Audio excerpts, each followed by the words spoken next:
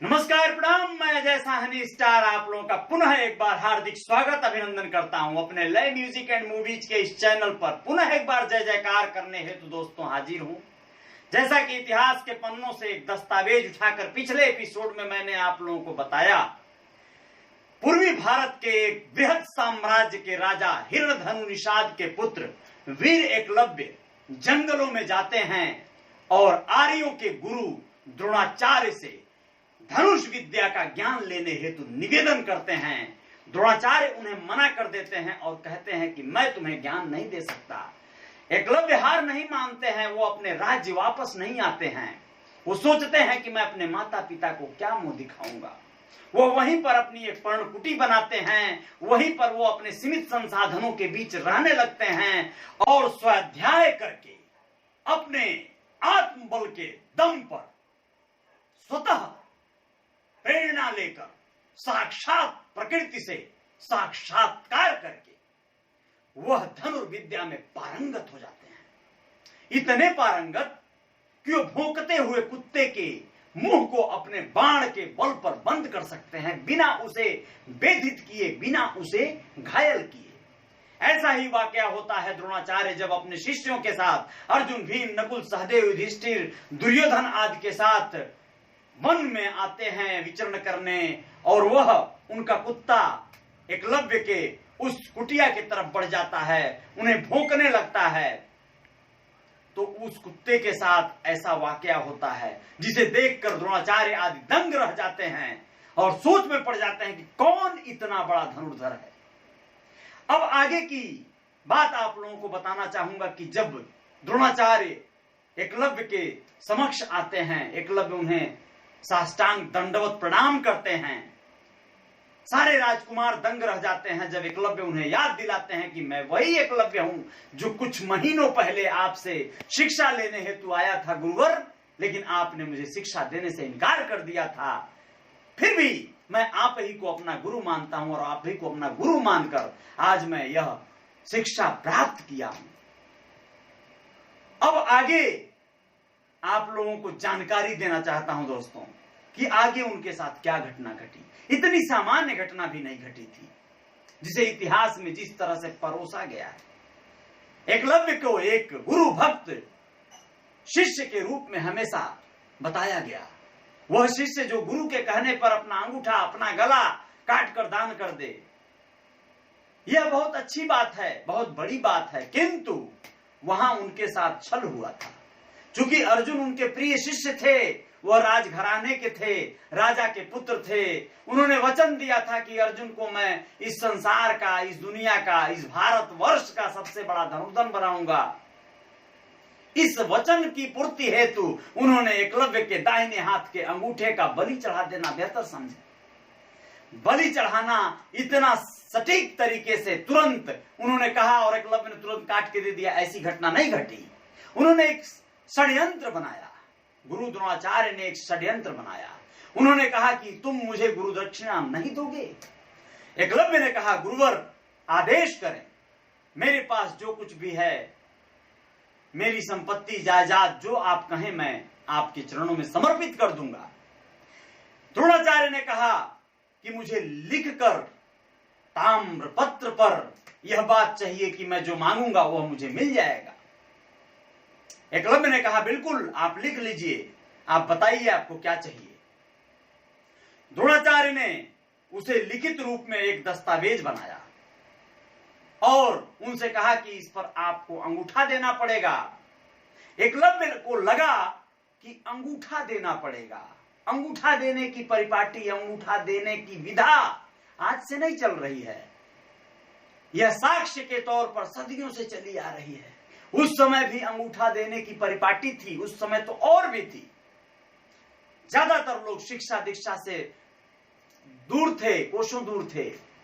एकलव्य को लगा कि साक्ष्य के रूप में उस पत्र पर अंगूठा देने की बात हो रही है। उन्होंने कहा बिल्कुल मैं तैयार हूं, आपको क्या चाहिए आप बताएं। द्रोणाचार्य ने कहा अंगूठा देना होगा। सभी लोग सुन रहे थे, सभी लोग उसके गवाह बने कि हाँ अंगूठा मांगा है इन्होंने। द्रोणाचार्य ने कहा तुम्हें अंगूठा काट कर देना होगा। एकलव्य को लगा अंगूठा देना होगा से तात्पर्य था कि उन्हें साक्ष्य के रूप में अंगूठा लगाना होगा कहीं। खैर, यह बहुत ही दुर्दांत घटना थी। इतिहास के पन्नों में यह पूरी कालिक के समान है। जी हां, यह घटना अपने आप में साधारण कैसे कही जाएगी जब एक राजा के बेटे को दक्ष बनाने के लिए एक गुरु इतना बड़ा पक्षपात कर दे। खैर, वो शर्मनाक घटना इतिहास में गुरु और शिष्य के बीच के उस समन्वय को बहुत बड़ी खाइयों में तब्दील करती है। लेकिन आप लोगों को इसके आगे की जानकारी देना चाहूंगा। इतिहास के उन्हीं पन्नों में जहां उस वीर एकलव्य का दस्तावेज नाम कहीं न कहीं और लोगों के समक्ष और लोगों के सामने गुम हो गया। ऐसा होना नहीं चाहिए था, क्योंकि अंगूठा न होने के बावजूद भी एकलव्य ने बाणों की अपने अभ्यास को जारी रखा। अपने अभ्यास को उन्होंने कभी कम नहीं किया और बिना अंगूठे के भी उन्होंने सिद्ध किया कि वो तीर चला सकते हैं। वो तर्जनी और मध्यमा अंगुली के दम पर तीरों का अभ्यास किया और वो बहुत ही बड़े योद्धा के रूप में स्थापित हुए। इतिहास में बहुत विराट उनका रूप जो है व्यक्त किया गया है। लेकिन 1721 ईस्वी के दौरान उनको मानने वाले एक अनुयायी ने, जो भारतवर्ष के हरियाणा राज्य के खांडसा गांव एक आता है सेक्टर 37, वहां पर उनका एक कमरे का एक छोटा सा मंदिर बनवाया। उनका एक भक्त कहिए, उनका अनुयायी कहिए, वह मंदिर आज भी है। साथियों, उस मंदिर की यह मान्यता है, उस स्थान की, उस पूरे परिक्षेत्र की, कि वही वो स्थान है जहां पर वीर एकलव्य से उनका दाहिने हाथ का अंगूठा गुरु द्रोणाचार्य के द्वारा मांग लिया गया था। गुरुग्राम आज भी इसी वजह से उस पूरे परिक्षेत्र का नाम पड़ा है। वहां के लोग आज उसे पर्यटन स्थल के रूप में पूरे परिक्षेत्र को घोषित करवाने के लिए कार्यरत हैं। और मान्यता ऐसी भी है पौराणिक कथाओं के अनुसार, लोकोक्तियों के अनुसार, कि वही वो मंदिर है, उसी स्थान पर उनका अंगूठा मांगा गया था, काटा गया था।